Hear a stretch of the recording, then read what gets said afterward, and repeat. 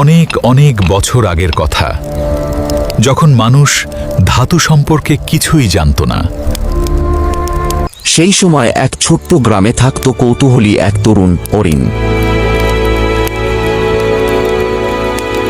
একদিন সে জঙ্গলে খুঁজে পেল অদ্ভুত চকচকে কিছু পাথর।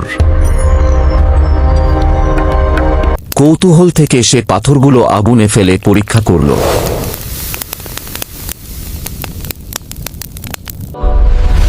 হঠাৎই পাথর থেকে বেরিয়ে এলো এক ঝকঝকে নতুন ধাতু।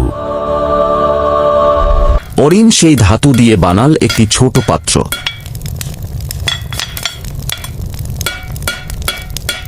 গ্রামের সবাই অবাক হয়ে দেখল, এ যেন এক নতুন বিস্ময়। এভাবেই শুরু হলো নতুন এক যুগ, ধাতুর যুগ, যা বদলে দিল মানুষের জীবন।